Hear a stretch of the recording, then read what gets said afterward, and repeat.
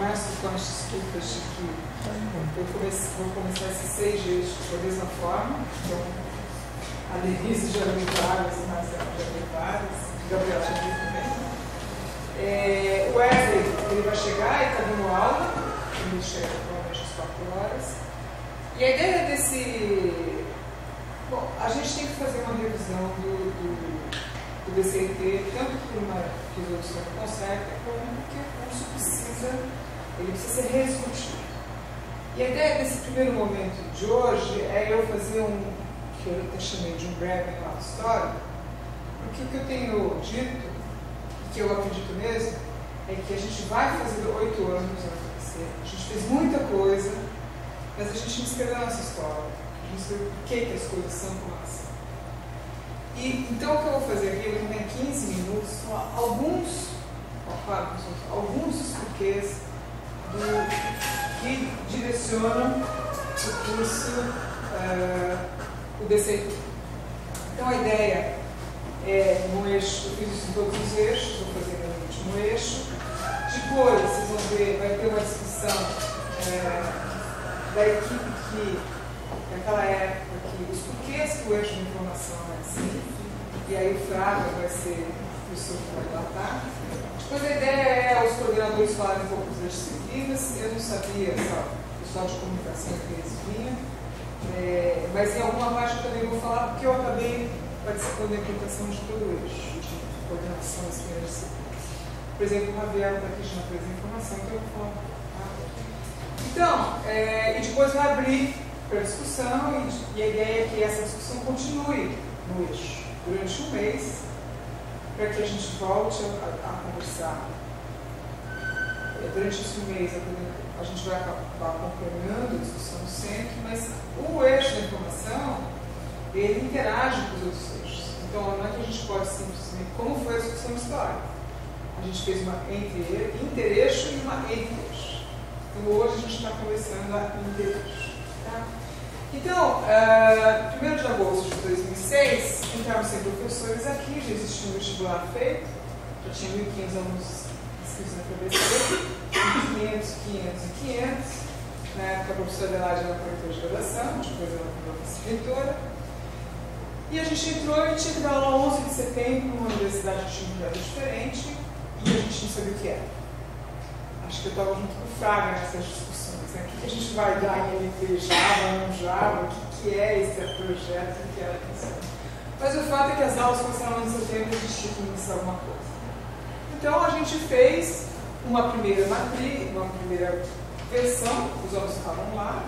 Na época teve uma discussão que foi bastante puxada pelo professor Salinas, que era do meu CNH. Mas já se percebia que a gente tinha feito uma coisa muito disciplinar, muito colocar um semestre, um quadrimestre, que a gente não tinha discussão, que ninguém entendia o que afinal de contas, a PBC era tão diferente. Né? Então a gente já sentiu essa necessidade, foi criada uma comissão, aqui é a matriz, por exemplo, do que era nessa época. Então, em termos de... não existia o eixo de informação, essas disciplinas que tinha a linguagem de programação e metodologia de algoritmos computacionais, que era a MAC, e a gente começou a administrar assim. E aqui já era muitos outros eixos que já eram diferentes do que está hoje. E a gente começou no começo de 2007 com a Juliana. Foi criado um comitê assessor da promotoria de graduação, que tinha professores dos 3 centros, 3 representantes dos 3 centros, mais a promotoria de graduação. Nessa época, a professora Adelaide virou vice-reitora e eu era promotora de graduação. E a gente discutiu bastante tempo, durante quase um ano, 3 professores, mas já se percebia uma lógica do centro. Que naquele momento a disputa era quantos docentes vão para cada centro, quantos docentes vão nas futuras populações. Não era uma lógica só do BCT, do conteúdo que devia ser pensado pelo BCT. E também naquela época, o professor Bevilacqua estava voltando a ficar mais presente na universidade e ele era o mentor do projeto, o mentor da equipe, e estava mais próximo da pessoa. Então a gente começou uma grande discussão, só que a gente tentou aprovar essa discussão, o resultado dessa matriz, por conta do outro segundo vestibular. A gente queria que os novos alunos já entrassem na matriz discutida. foi meio atropelado, chegou no CONCEP, o CONCEP não aprovou a matriz. Mas já existia um consenso do CONCEP e com um grupo de que geometria analítica e origens da vida, com certeza, eram disciplinas que iam fazer parte da nova matriz. Então, o CONCEP falou, começa essas disciplinas e continua a discussão. Então, daí que surgiu a matriz 2008, que é muito daquela matriz antiga com essas mudanças. Ainda é bem lá, nós vamos entrar no mesmo tempo. E aí a gente já começou a discussão, já percebendo que a discussão com os centros não funcionou, então a gente organizou por eixo. A gente pegou cada eixo, convidou as pessoas que eram mais experientes na universidade e que estavam mais comprometidas para puxar a discussão, levar para os seus pares, para os centros, mas puxar a discussão do que seria o eixo da informação, né? E ter como premissa, o que ainda é um grande desafio, eu acho, o que é essencial. Então, e que outro desafio que eu acho que a gente tem na universidade é que o BCIT, ele é um curso por si só. Ele é um curso que tem começo, fim e meio mesmo. Eu chego para os meus alunos e falo, vocês sabiam que curso vocês estão fazendo? Eles ficam olhando assim. Vocês sabiam que vocês são bacharéis em físicos, químicos, biólogos, esses seus professores de vocês? Não existe a cultura do bacharelado. Não existe nem para os alunos e nem para os docentes. E um dos princípios do bacharelado e a professora Elaine me corrige se eu estiver errado, é que não dá para ministrar tudo. Se a gente tiver 3 créditos, 6 créditos, 9 créditos, a gente não consegue ministrar todo o conhecimento. Então, qual é o conhecimento essencial que os nossos alunos têm que ter? É da essa essência. Certo? Porque eu acho que ninguém aqui teria a ousadia de falar assim, daqui a 2015, daqui a 15 anos os meus alunos vão precisar disso. A gente não sabe o que são as pessoas. A gente sabe que a gente vai preparar eles para aprender, para se capacitar, que eles não precisarem, enfim, voltar para a universidade. Até voltar porque querem, mas eles precisam ter formação conceitual suficiente. Então, essa já é o maior desafio que continua sendo no governo. Então, esse eixo que a gente está falando hoje é o eixo da informação e comunicação. Ele foi, na época, o professor Waldman era diretor de pesquisa, ele foi coordenado pelo professor Waldman e participou mais fortemente o professor Guiot, o professor Kaminski e o professor Fraga. Teve um tempo também de uma discussão que a gente vai fazer agora e tal, entre eixos e intereixos. Na época não existiam os cursos de engenharia ainda, mas estava se começando a pensar nas matrizes, como é que o eixo interage, de PI ou LP, era uma grande discussão, né? O que um engenheiro precisa em PI, por exemplo, ou LP, etc. E essa discussão de depois o Fraga vai contar mais detalhes da discussão em si. Né? Eu, na verdade, não participava do processo. Chegou em agosto de 2008, foram aprovadas as novas disciplinas, com a matriz que a gente tem hoje, é de agosto de 2008, e foram aprovados naquela época todos os planos de aula. Que eu não sei porquê, a ideia do conceito foi o seguinte, nós vamos fazer um exercício, aquele grupo fez um exercício, porque uma coisa é a gente sentar aqui e vamos fazer uma ementa para dar em 3 em um quadrimestre, outra coisa é pôr no papel. Como é que a gente vai pôr isso?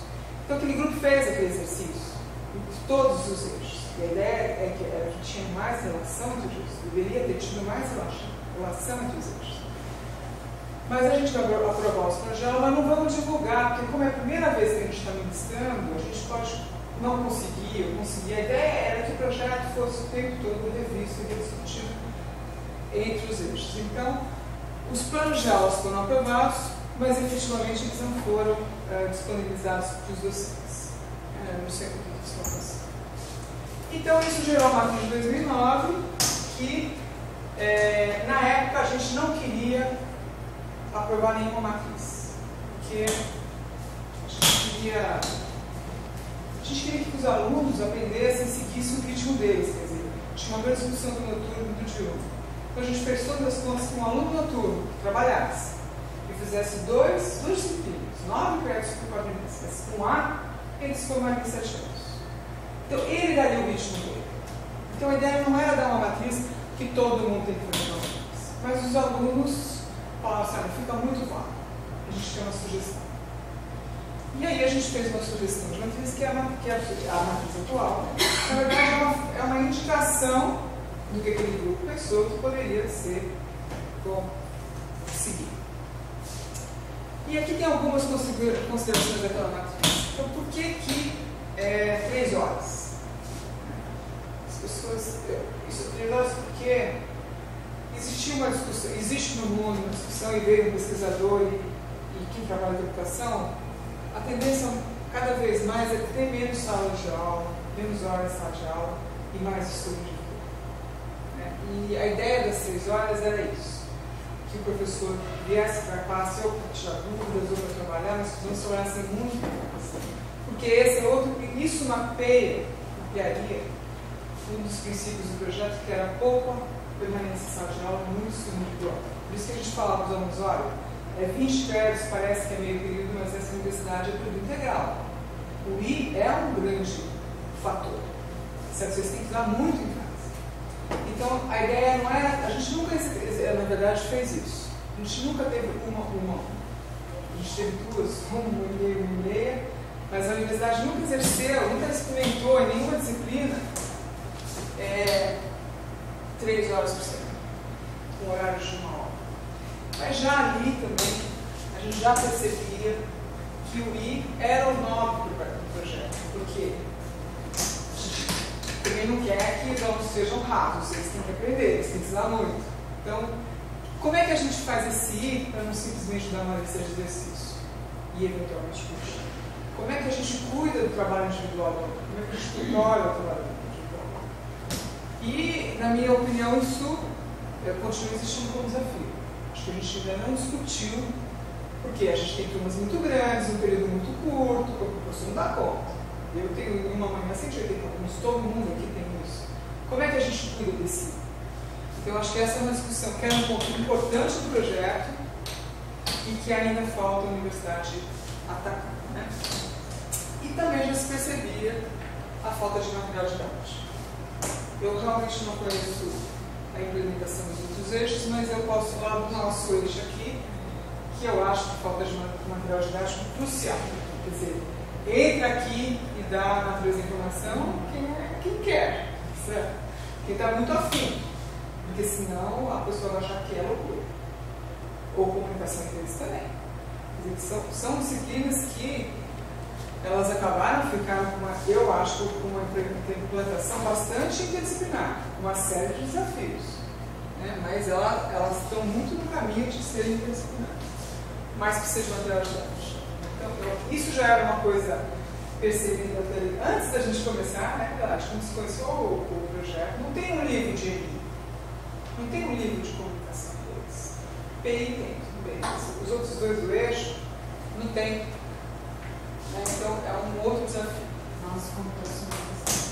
Oi? Bases computacionais mas é que bases computacionais a gente não considerava do eixo. O que aconteceu com bases computacionais é que na época tinha uma disciplina super menina dos olhos, a reitoria, que era bases experimentais. E aí a gente começou, em paralelo a perceber com bases experimentais, a gente começou a ter um problema muito sério no vestibular, começaram a entrar alunos aqui, isso ainda era a Vunesp que fazia. Tinha gente entrando no VCT com 0,25 de matemática. Estava dentro da universidade. E na época, por questões também políticas, o vestibular era em outubro e as aulas começavam em fevereiro. Então, o que a gente fez? A gente tinha um curso de matemática de reforço. Tudo isso em 2007.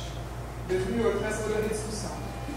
E a ideia, então, bases matemáticas começou a surgir como deveria ser, eu acho que ela disputou, o curso de reforço. E aí surgiu a ideia de bases computacionais como uma disciplina integradora, quer dizer, bases matemáticas e bases computacionais, eles experimentando ferramentas em conjunto com bases experimentais.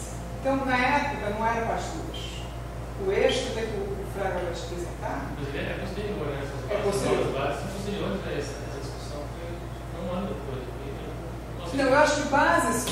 Aí ficou o seguinte: vamos fazer um quadrimestre de bases, que não queriam chamar, os matemáticos não queriam chamar de reforço, mas era para ser reforço, função e ponto, entendeu? Porque a gente tinha um problema muito sério das pessoas estarem sem nenhuma base matemática. E vamos fazer um quadrimestre. Como a universidade tem essa coisa quadrimestral que é muito rápida, uma das vantagens é que é muito rápido. Então vamos fazer um quadrimestre de bases que vai servir de passagem do ensino médio para o ensino superior. O aluno vem, se ambienta, faz as bases, e as bases estão integradas. Então, bases computacionais, bases matemáticas, não são duras. Tá? Não, pelo menos não é. Nessa época, nessa matriz que está feita agora, elas são, tanto é que os alunos entram matriculados, elas são uma disciplina de base, não sei como é que chama isso, mas elas não eram os eixos. Tá certo, né, Adelaide? Na verdade, os eixos pensados não tinha base. Bom.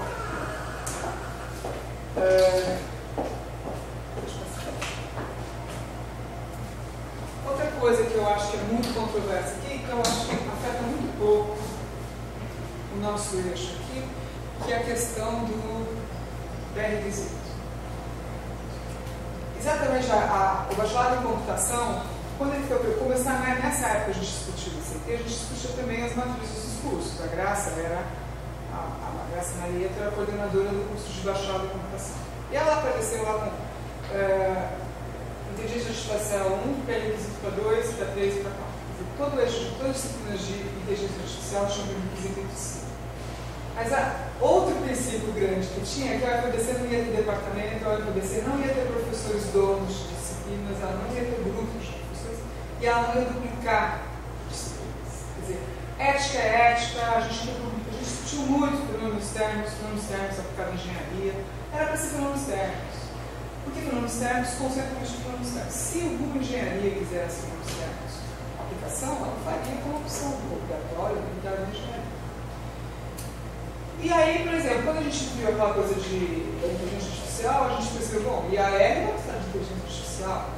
Quer dizer que, se a gente colocar pré-requisitos em todas as disciplinas, os cursos não vão mais conversar entre si. O aluno não vai mais conseguir fazer disciplina de outros cursos. Porque ele vai ter que seguir tanto uma cadeia de pré-requisitos, que ele queira ir a R3, que ele tem que fazer a 1 ou a 2, que a gente fala assim, bom, então vamos mudar o procedimento.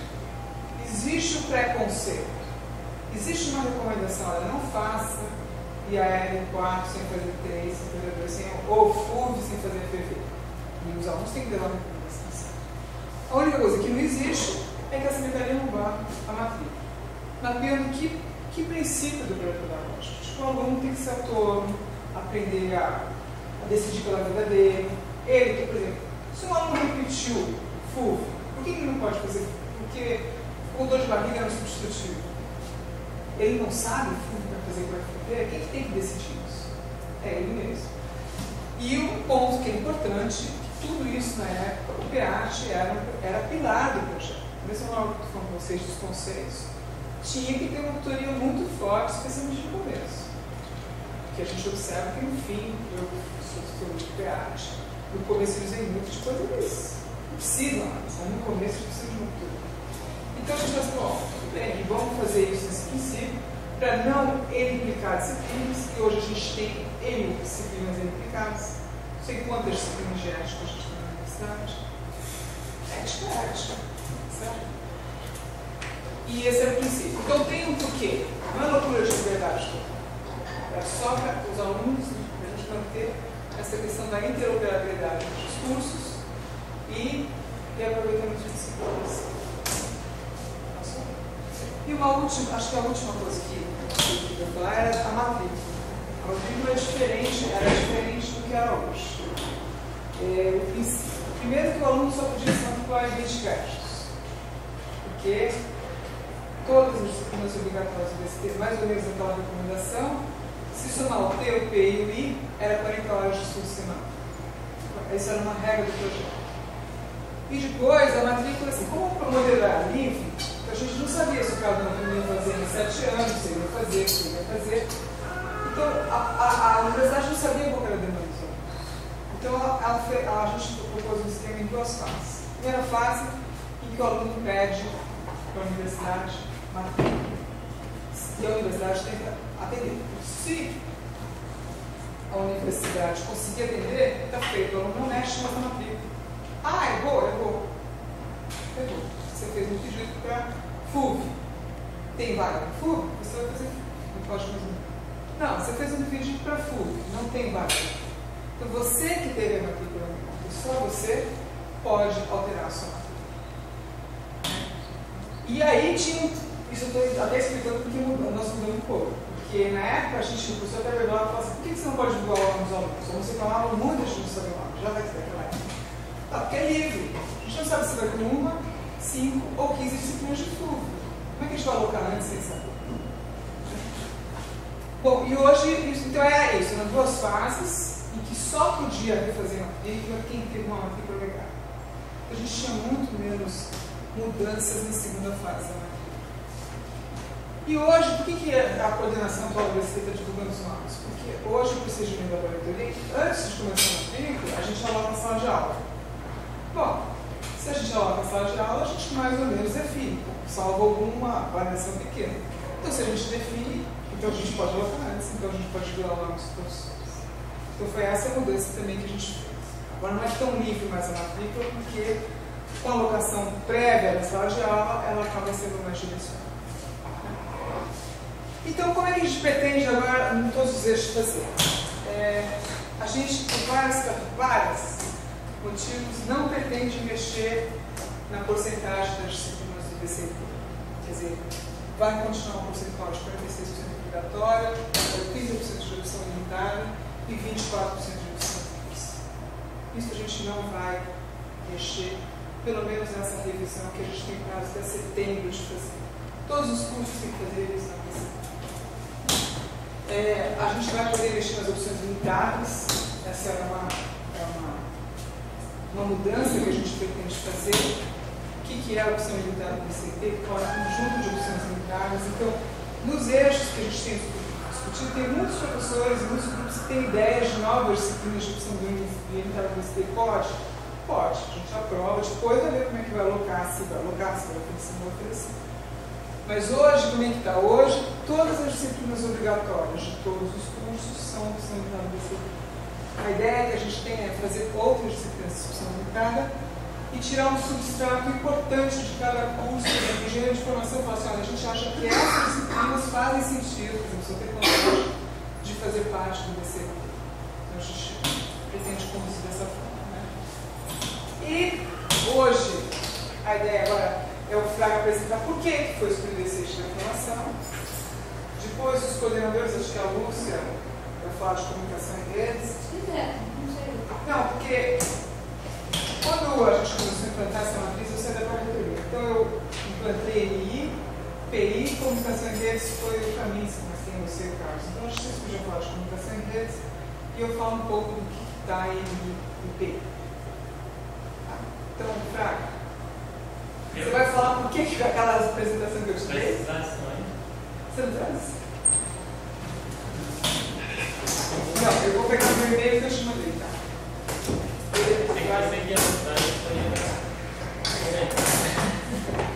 Pode compartilhar, Flávia, por favor. Não é isso que a gente tinha combinado, hein? Tá vendo? Você quer que eu fale? É que eu acho que essa parte da vida é tão melhor. Não, só uma ideia aqui, vai ser aquilo.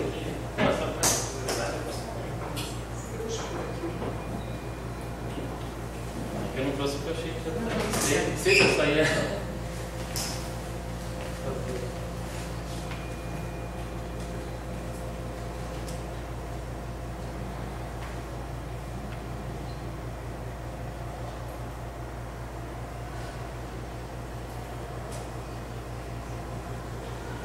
Nunca bem que saber o que eu falo.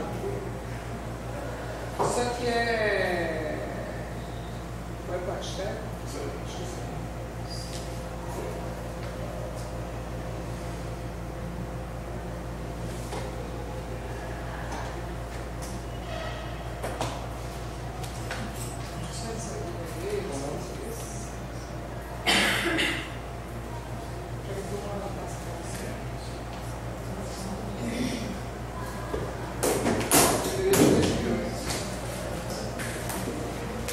Bom, então, combinado com a Itana é que ela ia falar e eu só ia fazer assim com a cabeça, mas tudo bem. Não, mas é que ele, na verdade, participou, acho que ele explica melhor que eu a questão dos olhares e tal. Então, a gente. Mas é que eu não sei. Faz. Já há algum tempo que eu não dou oficina esse texto, eu vou dar agora mudança que vem, né? Eu também fiquei um ano passado aqui pós-doutorado. Então por isso que eu falei para ele, ó, tô meio fora do que está rolando aí.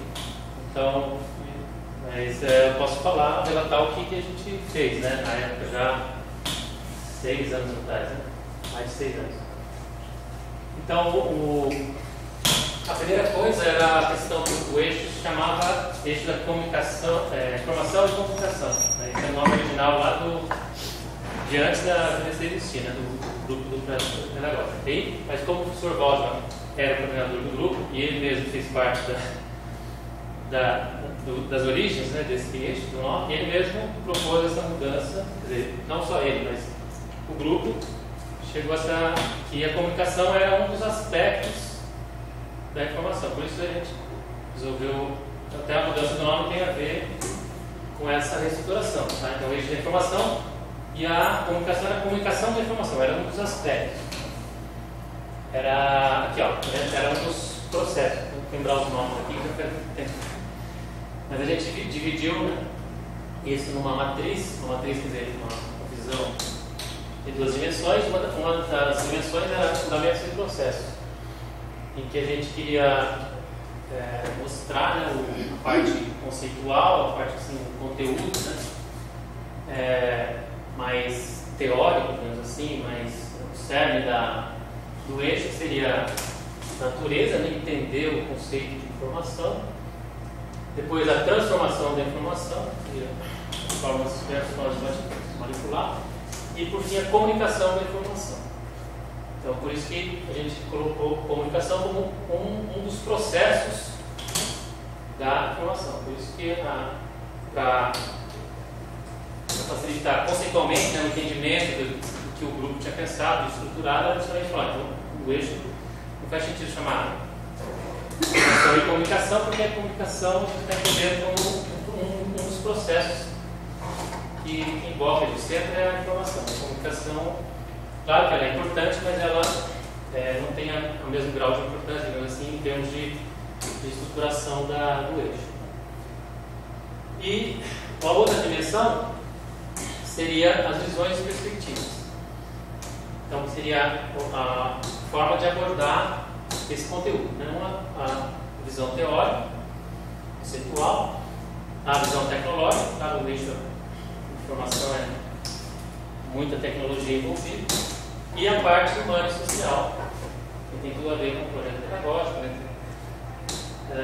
Então, basicamente, é essa ideia. Então, a gente fez cada dimensão ficou, né, uma visões e perspectivas, ficou aqui sendo as colunas, né, e fundamentos e processos ficou sendo as linhas dessa matriz. Então, nessa dimensão aqui de fundamentos, então natureza da informação, e aí o que aconteceu? Cada um dos membros da comissão, somos 4, né, o professor Waldman, eu, Kaminski e eu, fizemos essa lição de casa a gente decidiu, né, montar essa matriz e cada um ficou de colocar nessas caixinhas, nessas 9 caixinhas, os tópicos, né, que a gente achava que pertenciam a cada uma delas. E a gente fez de propósito isso de forma independente, cada um faz a sua e depois a gente vê o que dá. Né, para ver se... E foi feito assim, então o professor Waldman fez essa. Então aqui, na linha aqui, natureza da informação, na coluna abstrata, colocou bit, entropia, capacidade de Shannon, teoria da informação. Então que ele colocou aqui na teoria da informação, teoria da computação e teoria das comunicações. Cada uma na sua caixinha. Aqui na parte da transformação da informação, na coluna concreta, colocou processamento de sinais, transformado, programação, geração de dados, a parte de processamento da informação. E aqui, conseguindo, eu vou ler todas, né, mas entenderam, né? Foi a ideia foi tipo um brainstorm, mas essa parte foi feita, cada um, depois foi feito um brainstorm conjunto, né? Mas aqui foi feito, a gente fez de propósito, vamos ver que cada um, ver se a gente está enxergando do mesmo jeito a coisa. Então, cada um fez individualmente, depois ficaram 4 slides. Né? Então, o próximo foi o slide, posso passar do Kaminski. Não, você passou muito. Aí, volta um caminho que esse é. O caminho, se vocês conseguem ver, está um pouco menor. Mas tem muita coisa lá, teoria da informação, teoria da computação, ele colocou que tem divergências, claro, mas muita coisa coincide. Quer dizer, a gente está falando as mesmas linhas. Então a gente tinha, depois de muita discussão, essa estruturação ficou foi uma coisa unânime, né? O grupo todo achou muito legal essa estruturação, porque a gente conseguia estruturar de uma forma conceitual, bem estruturada, né? Fácil de entender, e os conteúdos naturalmente iam se encaixando dentro dessa matriz. Tá? Próximo, por favor. Não, você pulou o Guiô. Essa do Guiô também, ó. Teoria da informação, teoria da... Tá vendo? Essa aqui também ele fez, sem combinar com o Gório, os três colocaram na mesma caixinha. Aqui tem um pouco de diferença, principalmente aqui no meio, né? Tem o pessoal da computação, né? Que é o caminho que o Guiô eles puxavam mais para a parte de programação mesmo. E o professor Galdman colocou processamento de sinais, que na verdade é a minha área, mas eu não coloquei, porque eu também não estava. Mas aqui o professor Galdman colocou processamento de sinais, tem muito que ser, que é mais ligado à parte de comunicação, de telecomunicações. E essa minha contribuição, eu pensei basicamente em falar, não são só, as caixinhas não são hermeticamente fechadas, elas têm interfaces entre si. Então eu pensei visualmente em colocar dessa forma, porque eu entendia que algumas coisas estavam bem encaixadas dentro das caixinhas, por exemplo, aqui na teoria da informação, entropia, principais, está claramente na natureza, né, na dimensão natureza abstrata, mas outras coisas não, por exemplo, multimídia, que é uma área que eu atuo, para mim ela ocupa 6 dessas caixinhas aqui, né? E a parte de inclusão digital, que é claramente uma visão da comunicação, né? Então, mas muitas delas, essa foi a visão que eu tive na época. E aí a gente passou isso para frente, né? Então, não, na verdade vocês passaram algumas propostas de emendas que foram discutidas tal, e que foram aprovadas, são as atuais emendas, mas elas foram baseadas nesse processo aqui, né? Aqui basicamente as disciplinas ficaram sendo essas três. Essas aqui, três, né? Porque é natureza, aqui transformação da informação, acabou ficando processamento da informação, mas a ideia era mais ou menos a mesma coisa.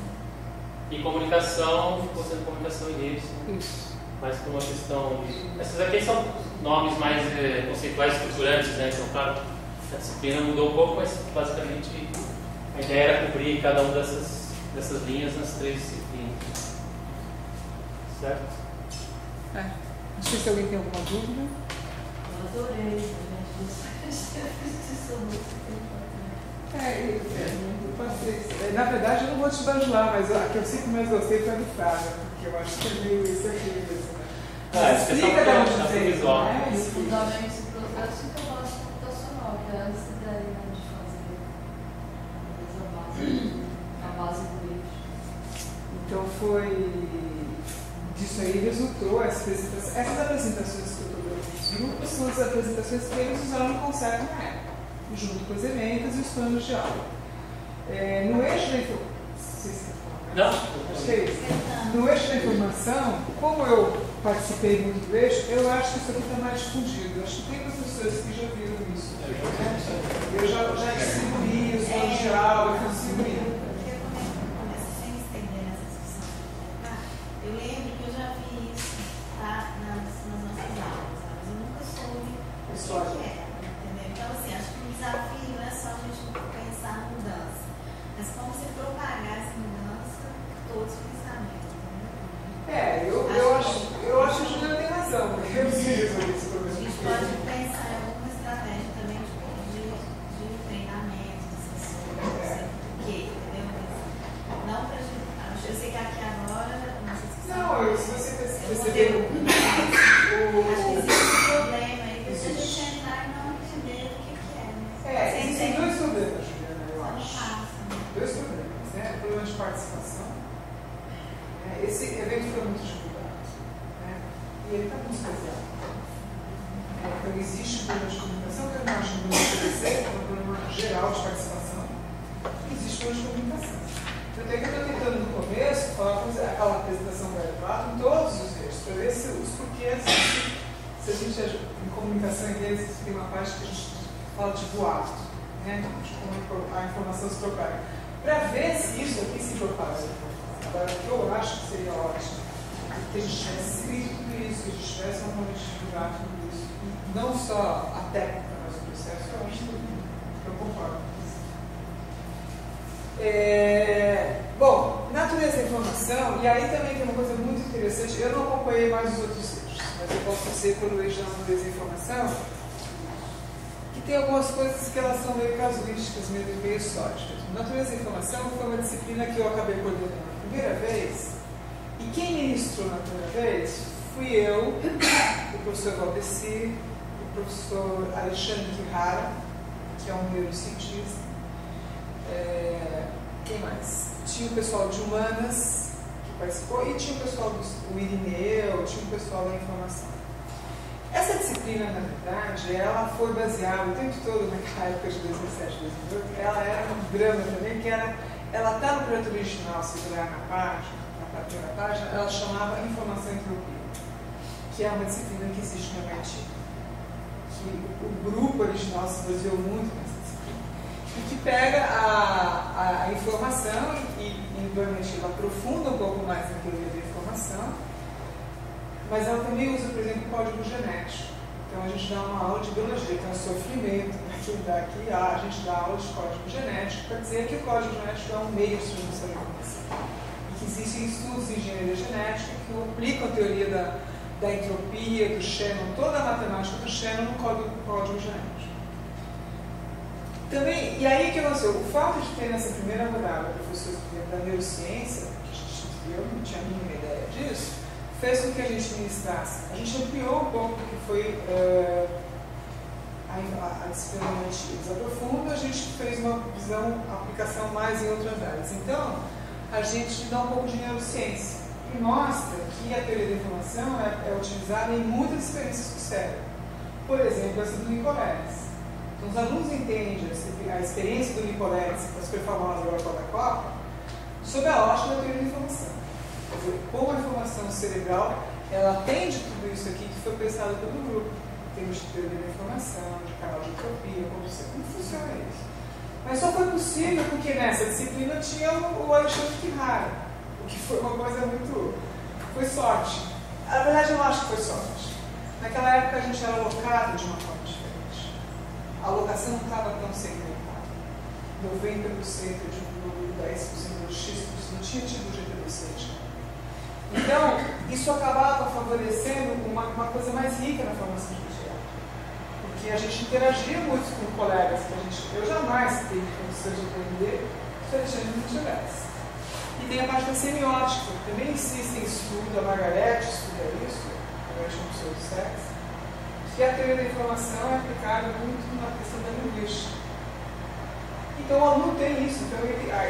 Claro, existem críticas, tem gente que fala assim, que pega um assunto, pô, mas o aluno está tendo teoria da informação, mas não está tendo transformada de Fourier para ver sinais. Isso é engenharia. Não é esse o conceito do BC. O conceito do BC é outro. É a informação e os meios de transmissão da informação e a natureza dela. Biológica, sensorial, etc. Então eu acho a eu gosto muito de teoria da informação, acho que é uma disciplina muito bacana, muito difícil de ministrar, porque a gente tem que estudar muito, e como comunicação em rede cerebral você vai falar, que eu acho que é muito legal também, mas árida para quem não é da área, por isso que aqui eu acho que uma grande acho que faz muita falta, mas eu acho que ela é muito a cara da oferecer. Né? Transformação da informação virou o processo TI, é uma disciplina que também foi muito controversa, porque quando vinha de LPMA, que a gente observou que os alunos não tinham, era muito conteúdo. Então a discussão é o que é importante eles aprenderem em TI. Então o importante é lógica computacional, porque aí a área do que o PVC, o que o Java pede mercado, o porque sei lá qual curso vai precisar de Fortran, os cursos precisam de Fortran para cá. O que é importante vamos aprender aqui é lógica computacional. Tanto é que ficou muito essa discussão do Java, né? Tá muito técnico. Se quiser, porque. Ele aprofundava muito. Só sobre o Java, aqui na época, né? Quando a gente era o Java, era o top, né? a menina dos olhos todo mundo, né? Java, estava bebendo, Java. Então a gente, o grupo, não, tem que dar Java. Se é uma coisa. Aí depois, a gente fez lá, né? A gente não tinha nem lá na planta, né? Porque a gente estava de nada. A gente fez, mas nós ganhamos sem tomar posse. Entre a numeração e a posse, em julho de 2006, e foi definida essas primeiras disciplinas aí. E aí a gente não discutiu muito para PIs, quando passou de LP e máquina, porque naquela época a gente dava modelagem orientada a objetos. A gente não dava só programação, como dava modelagem. Que é muito difícil no quadrinense, não são muitas dificuldades. E fugiu um pouco do objetivo, porque o objetivo não era programar orientado a objetos, era pela lógica computacional. Tanto é que hoje, e essa discussão vai ter que surgir agora, eu sei de um corredor que tem um grupo que ministra que acha que não tinha linguagem nenhuma. Porque hoje foi desenvolvendo muitas ferramentas em que eu não programa, mas é só lógica, não entra nos problemas de sintaxe, já. Mas essa é uma discussão que o... Como é que chama agora? Portugal Studio. É uma disciplina que... Isso não é uma questão que vai acontecer, o pessoal da computação discute mesmo, assim, devia dar uma disciplina de computação só com uma disciplina formal. A gente vai ter que discutir. Sempre teve problemas de cursos de engenharia que queriam que o aluno programasse C, que ele programasse Java. Será que é suficiente isso para o DCT? Então, o que eu acho que devia ser que essa disciplina devia ser conceitual e ter várias disciplinas de várias linguagens. Se o aluno vai escolhendo. Acho que um programador tinha que saber C, Java, tudo. A engenharia é só C, mas aí eu acho que devia ser possibilitar. Mas essa discussão vai. Mas PI também é uma disciplina que está muito. Eu acho que sofre muito menos o problema de material, porque ela. Existe muito material, existe muito curso na internet. A gente fez uma experiência, Juliana participou, a gente junto com o Edson, de dar à distância. Foi uma experiência muito bem sucedida. A gente pegou todo o material, os alunos têm avaliações muito positivas dos alunos. Então, essa disciplina de transformação, PI, eu acho que ela está muito redonda. Ela, por exemplo, quase que não precisa de material, acho que é o que eu falo que não precisa de material. Comunicação em redes, acho que a Lúcia podia falar que ela está produzindo agora.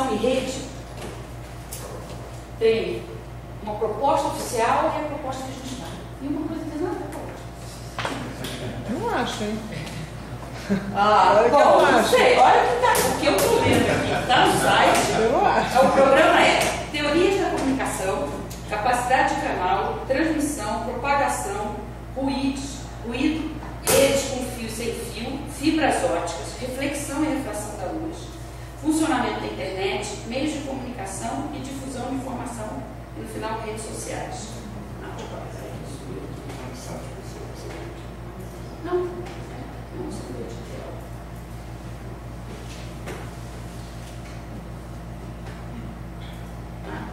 O que a gente tem usado ao longo, pelo menos eu tenho baseado nos arquivos que vieram desde o Camis, que depois a gente foi adaptando, etc. Então, olha aqui no bom página aqui.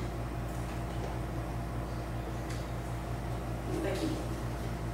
A gente dá, pelo menos, o básico. Sistemas complexos, redes do mundo real, a introdução à teoria dos grafos, conceitos e definições básicas, problemas das pontes, das 7 pontes, representação de grafos, algoritmos de grafos, aí a gente fala sobre algoritmos de busca, largura, profundidade, menor caminho, modelos de rede, distribuição de probabilidade, grafos aleatórios, 6 graus de separação, redes de mundo pequeno, modelos, leis de potência, redes sem escalas, depois redes de computadores, redes complexas, abrangendo internet e web, e redes sociais e redes biológicas.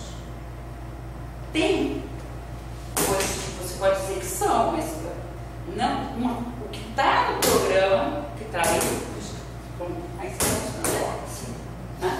na verdade, a gente usa alguma dessas coisas, talvez, para explicar, fazer a introdução do que a gente está. Mas o que a gente tem feito hoje, eu acho que é diferente. Está tudo bem. As teorias da comunicação englobam. Você pode, depende de como você vai apresentar isso. Mas como está aqui, nós estamos falando quase que da física, da transmissão, da propagação, ruído, redes com fio sem fio, até apresenta um pouco, né? Funcionamento da internet, a gente fala bastante, até com exemplos dos grafos e tal, né? Meios de comunicação, tá? Tem a ver com isso. Eu falo, não sei se todo mundo fala, a aplicação das redes sociais dentro dos modelos, a gente fala também, são coisas muito diferentes do que a gente dá e está aí. Eu, na verdade, acho bem mais interessante do que a gente dá do que está aí. Agora, e não sei se realmente, por exemplo, falar de capacidade de canal aqui o objetivo mesmo. Quer dizer, ele tem que estar, porque quando você fala de como que você vai comunicar a informação, você tem que ter alguns conceitos, né? Mas como é que você vai transmitir esse sinal? Então, entra um conceito físico, elétrico, né, de como você vai fazer essa informação. Mas eu acho que aqui, como ela está colocada, ela está muito mais ampla do que a gente faz, porque quando a gente gasta um tempão falando grafos e usando exemplos do que a gente usa com grafos, sobra pouco tempo para falar do jeito que está colocado aqui, com grandes partes ou vários itens aqui relacionados a realmente o sinal da informação, como é que ele está na matéria. Eu acho que não sei se é isso. Só para me corrigir, na verdade, é que quando a gente começou, a gente percebeu, se você pegar a natureza da informação, isso é dado em natureza. Então, e aí o caminho, porque foi uma duplicidade nas elementos. Então, nesse sentido que eu falei, entendeu? Isso é dado em natureza. Mas, ao mesmo tempo, eu no quadrimestre passado, por exemplo, eu não dei uma introdução do sinal e tal. Mencionei meio tempo os alunos falaram que eu já tinham visto e tal. Aí eu dei umas questõezinhas um pouquinho, mas assim, na prova, a turma toda, 2 acertaram. Aí, nesse quadrimestre, eu resolvi fazer de novo, dar de novo isso com alguma profundidade. Então, eu acho que uma dificuldade, não sei se é o momento da gente discutir aqui, quando você fala de pré-requisito, eu entendo que o pré-requisito para o aluno que repetiu, mas que talvez saiba muita coisa da matéria que ele repetiu, ele talvez não precise ser impedido de fazer a matéria seguinte, mas é preciso que ele tenha os conceitos mínimos para ele fazer a matéria seguinte.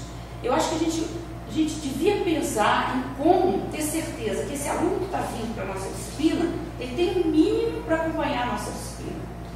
Não precisa ser aprovado na disciplina anterior, porque nem sempre ele precisa saber tudo aquilo para a sua disciplina. Pode necessitar para formar, mas eu acho que alguma coisa, eu achava que a gente tinha que colocar, eu sinto essa necessidade dessa turma que eu estou dando agora. O que os meus alunos sabem que eu não preciso reensinar, se é que, né, para alguns e para outros eles já sabem, para que eu possa avançar no que eu estou ensinando. Isso bastaria, talvez, eu fazer um testinho via dia mesmo, de 10, 20 questões que eles façam antes de fazer matrícula. Fez ali o mínimo, que é o básico, eu tenho certeza que eles sabem para passar, para entrar na disciplina. Eu acho que isso ia resolver muita coisa. Porque se eu não sei se ele sabe como é que ele representa o bit, como é que ele codifica, eu tenho que ensinar isso. E hoje tem aluno que sabe, tem aluno que não sabe. E aí eu vou falar, vou falar de como que eu vou comunicar, como é que eu vou transmitir essa informação, se o aluno não sabe. Tem que ter aluno que não sabe o que é um bit, como é que é o bit, né? Vou abrir o fio, vou ver o bit lá dentro, tem gente que não entende o que ele é, né? Então, quer dizer, são coisas que eu acho que já devia ter aprendido, mas se disser para mim, não é o objetivo das outras disciplinas, tudo bem, então eu vou dar. Eu preciso desse conceito para avançar. Como é que eu posso dizer que eu vou modular o sinal, que eu vou fazer? Não tem como eu fazer isso, eu não tenho uma concepção mínima do que é um sinal, a informação que ele está recebendo. Então, eu acho que isso é um problema. Então, eu acho que a gente tem que discutir. Não sei se o que a gente quer é isso, né? Ou então, que sejam alguns desses conceitos sejam realmente ministrados dentro do contexto, mas que a gente chegue até onde nós estamos dando hoje, porque hoje nós estamos dando mais que isso, a nível de conceito, é muito mais profundo. A gente está analisando como que é a comunicação via uma representação de grafos. Então, que nem está citado aí, né? Mas pelo que você leu, não está muito focado em rede em si, o que vocês estão lendo atualmente? Não, ficou muito de fora a parte, talvez não deveria ser tão profundo quanto os que estão aí, mas a parte de comunicação ela está bem. Pois mas aí que está, tem professores que conhecem mais uma determinada parte. Por exemplo, no outro quadrimestre, tinha um professor que dava muito tempo sobre redes de computadores, muito conceito. E aí explicava tudo, o restinho de grafos ali no meio, ou qualquer outro conceito lá. Nós temos a parte de redes sociais, tem a rede metabólicas, então tem outras